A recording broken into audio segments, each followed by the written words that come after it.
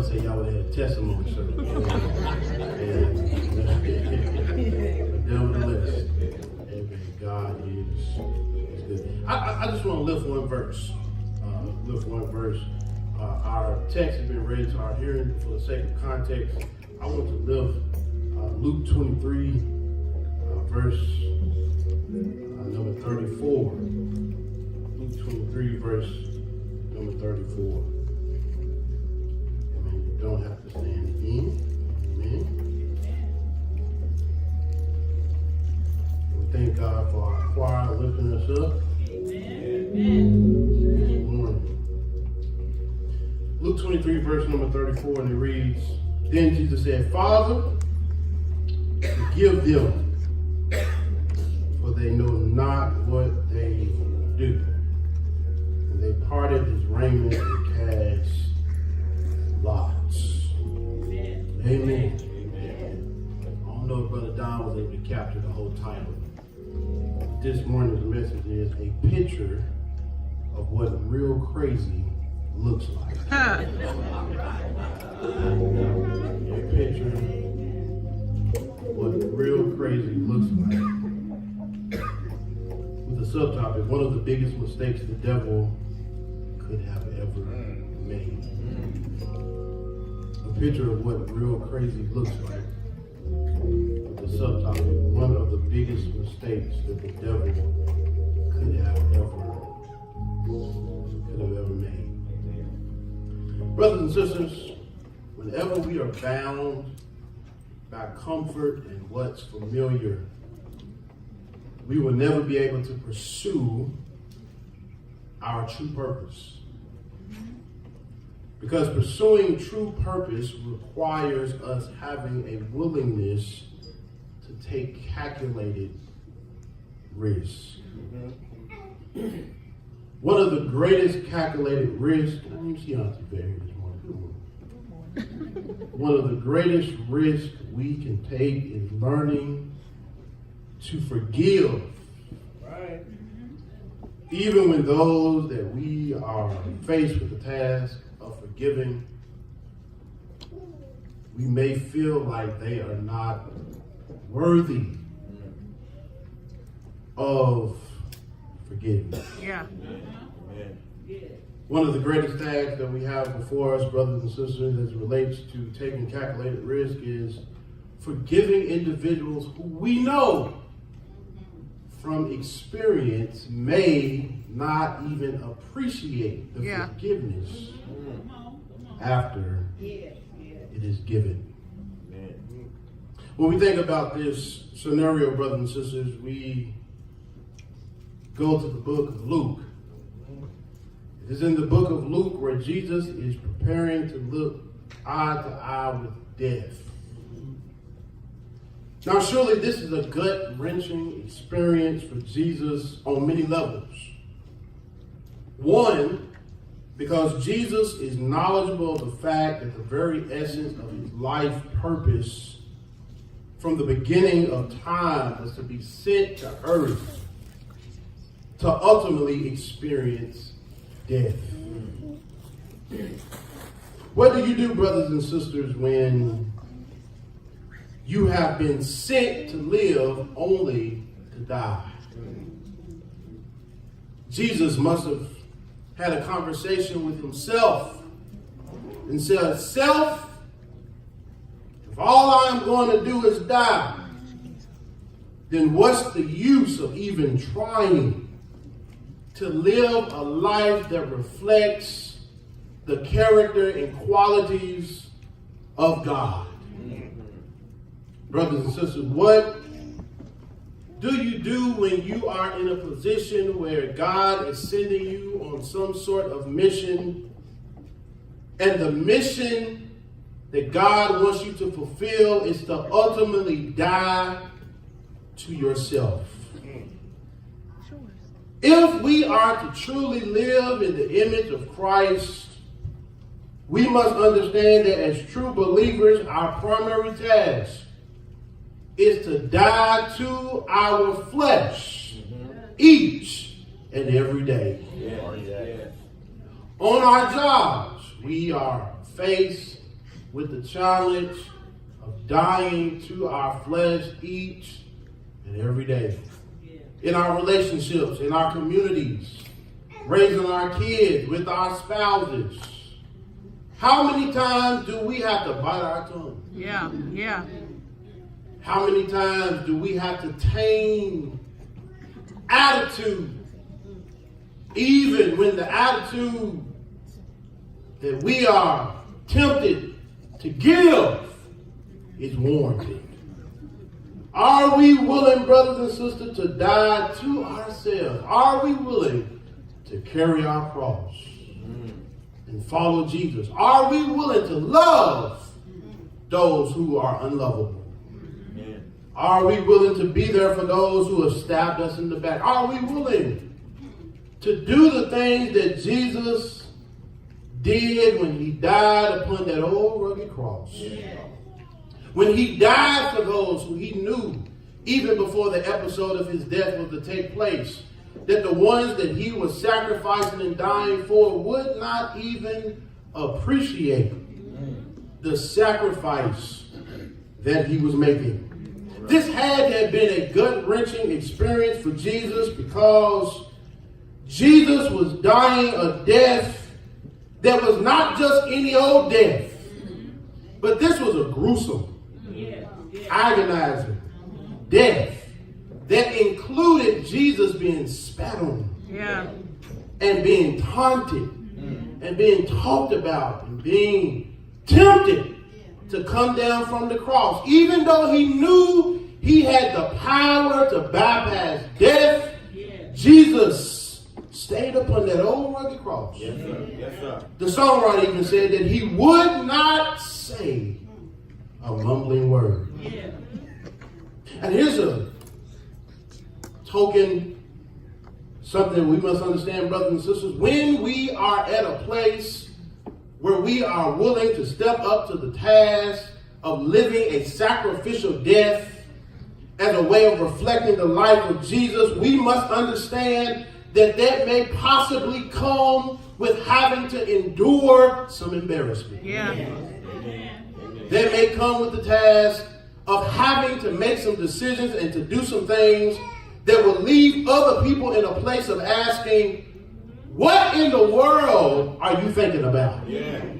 Have you ever been put in a position where you did things that look crazy to other people? Have you ever loved other people even when family members and friends were telling you that all you were doing was setting yourself up to be hurt? But for some odd reason, you still had enough hope in Jesus to know that even though your child has been acting a fool, you still believe that there is a God that in due time can turn a bad situation around. Is there any married people this morning that can testify that even before your marriage even had a fair chance to start, there were people who had already spoke negativity on your marriage, told you that you wouldn't make it, but by the grace of God, you are still here, and your testimony is, even after the dust has settled, I'm still here, and God has been holding me up.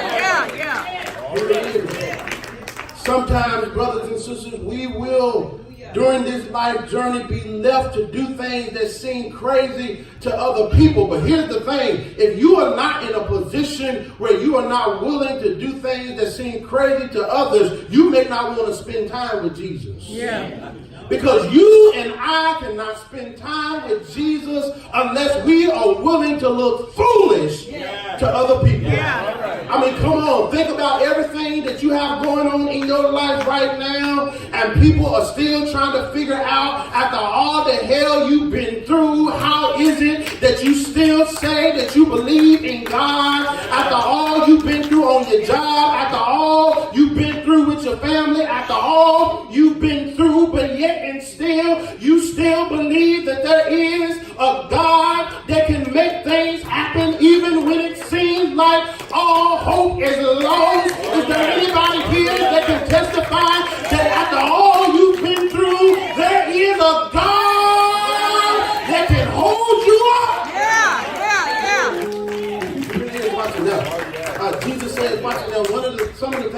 that you will have to endure when you are walking through this life of trying to reflect the character of Jesus. You will have to deal with pettiness. You will have to deal with jealousy. You will have to deal with envy. You will have to deal with name slandering. But here it is, brothers and sisters.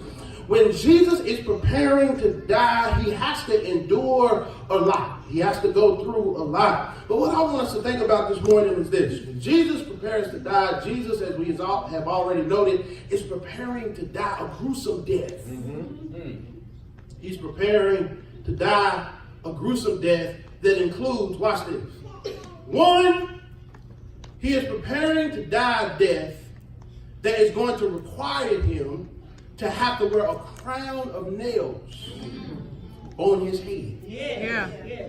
Now I want you to miss this now. He's preparing to die a death that is going to require him to have to wear a crown of nails upon his head. Can't you see them putting the crown of nails on his head and the blood from his brow is dripping? Not only is he going to have to put a crown of nails on his head, the Bible also explains that they're going to put nails in his hands.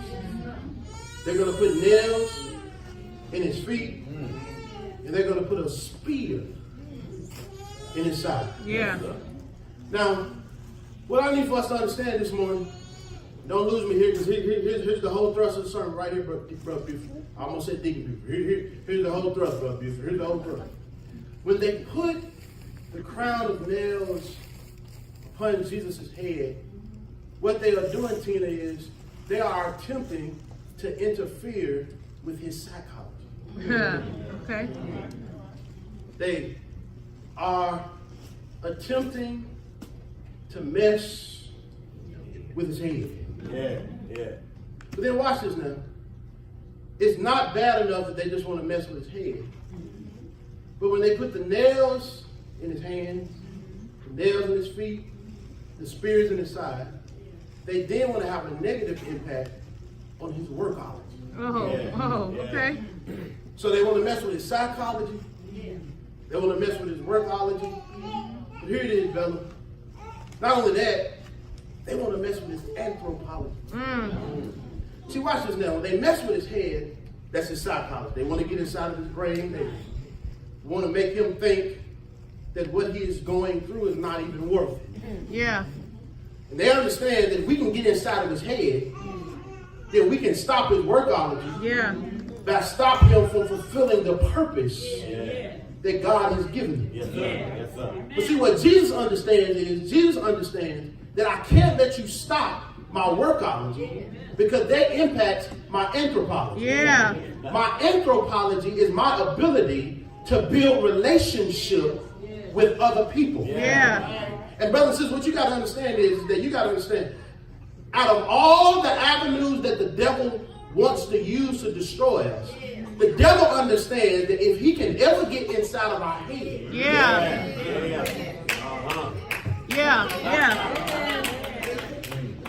that's why you and I got to be careful of who we listen to. That's right. It's about to get tight, people. That's why we got to be careful of the people we hang around.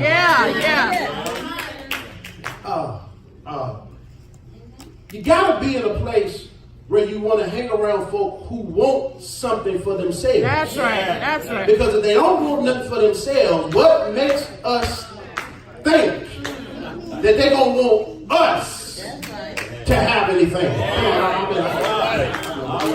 We don't like this type of preaching, but it's true, brothers and sisters.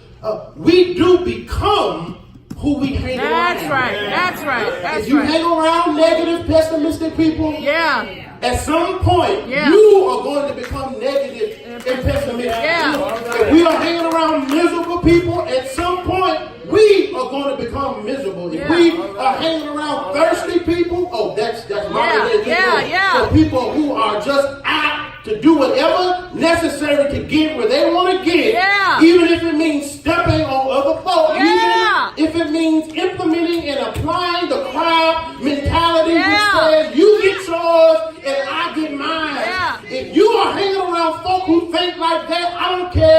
how many times you go to church, how hard you pray, how hard you try to talk to God. If you hanging around negative folks who are only out to get what they can get for themselves, sooner or later, you're going to take on that character. But I don't know about you, but I want to be around some people that's going to encourage me, that's going to pick me up, that's going to tell me, I know things may look bad, things may look rough, I know the sun may not be shining, but what I need to do is hold on to God's unchanging hand, and the songwriter said, he may not come when you want it, but he's always on time. He said, you got to be careful. You can't let folks mess with your psychology. He said, don't let them mess with the psychology, but then don't let them work with your workout. Don't let other folks stop you from walking in your purpose. Just because they have not taken the steps to figure out how to walk in there. Okay. What I'm trying to say is don't let other folk make you feel guilty about accomplishing what God has called for you to accomplish. You ain't gonna make me feel guilty about getting my degree when he told you 20 years ago to get yours. But for whatever reason, you allow other folk to talk you out of your purpose. No, you ain't gonna get mad at me because I was willing to submit and find me a wife because you wanted to be miserable and I didn't choose to be. Okay, what I'm trying to say is that I'm not any better than you. You are not any better than me. I'm saying that you and me can't get mad at each other because one of us chooses to walk in our purpose. He said, watch this. You can't get mad at me because I'm choosing to listen to Jesus. But then here's the other part. Here's the part that makes me really excited. Don't let him get in between your anthropology. Some of us dislike other folk and we don't even know why. Go ahead. Some of us dislike other folk because our family members dislike other people. Some of us don't even give ourselves a chance to get to know other folk because we're too busy listening to other people's experiences. But is there anybody here that has found out that some of the very folk who people told you to stay away from became some of the blessings that God put in your life? Okay. That's why we got to be careful about how we treat each other when we're down here or when we're up here, because if we ain't careful, some of the very folk that we step on as we're trying to get up may be some of the very folk that we got to come through on our way back there. So that's why, can you do me a favor? Can you just turn to somebody? And if you turn to somebody who's looking mean and cruel and apathetic, tell them, look, honey, I ain't come here for you. But turn to somebody else and look at them and smile at them and say, watch this. I ain't mad. I ain't upset. I don't know what you're going through. But baby, I'm too grateful. I got too much duty going on. The Lord has been too good to me for me to come in here and sit like I've been sucking on lemons. But if there's anybody here that can say, I thank God for being a God that looked beyond my faults and supply my every need. Listen. He said, here it is. I'm going to start right here. Here it is. Watch it. All right. Watch it. Deacon McCoy, I got one shouting point. I'm out the way, brother. I got one. I got one shouting point, and I'm through. Watch this now. Watch this. They put a crown of nails on his head. They put nails in his feet. They put nails in his hands, as we said. They put a spear in his side. Yes, sir. Y'all already know I'm going with this. But Quentin, they made one mistake. Yes, sir. Cover that mouth, Jesus. They did not Yes, sir. put nothing. Yeah. Yeah. Yes, sir. Yes, sir. I'm just gonna sit there right there for a minute. Yeah. They put nails Yeah. on his head. Yeah. They put nails in his hands. Yeah. They put nails in his feet. Yeah. They put a spear in his side. Yeah. Potatoes. They did not. Julian. Yeah. They did not Yeah. put nothing over his mouth. Yeah. And Sister Pickett, listen to what he said. After all that he could say, Yeah. he could have said, God, Yeah. get them. Yeah. God, put them in their place. Yeah. God, give them what they've given me. Yeah. But Yolanda, look what he said. He said, Father, forgive them, for they know not what they do. And I wonder this morning, is there anybody here that can say, Father, they put nails in my hands. They put nails in my feet. They put a spear in my side. But they did not put nothing over my mouth. Yeah. And so every time I get a chance, I gotta open up my mouth and say, this is the day that the Lord has made.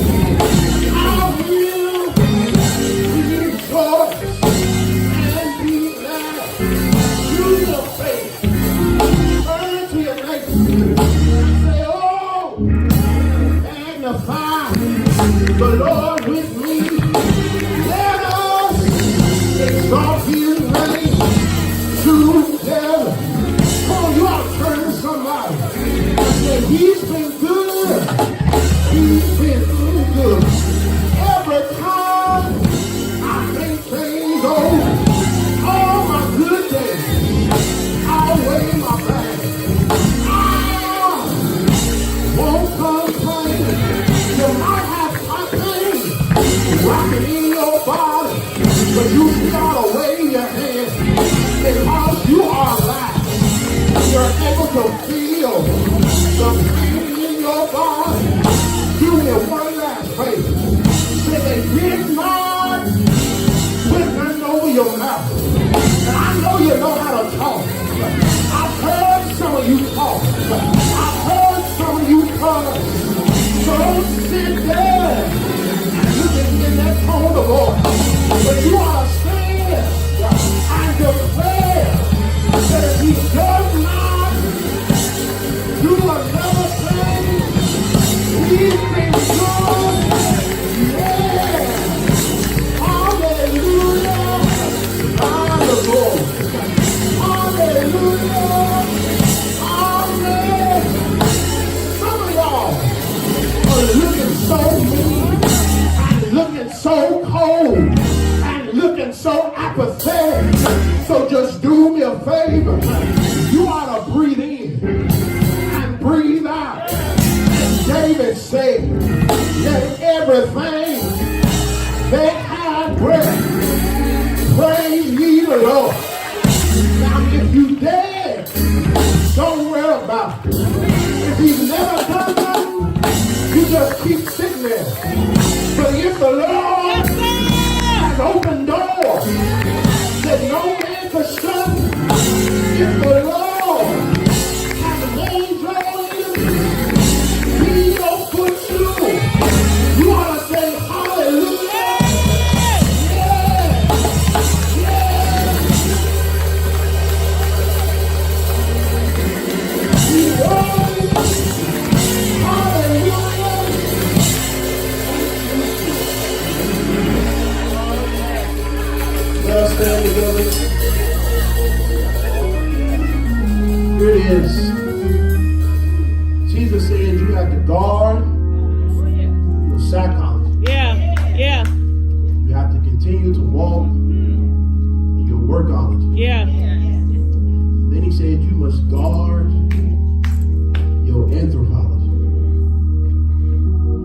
devil knows is that our purpose is dependent upon us helping each other. That's right.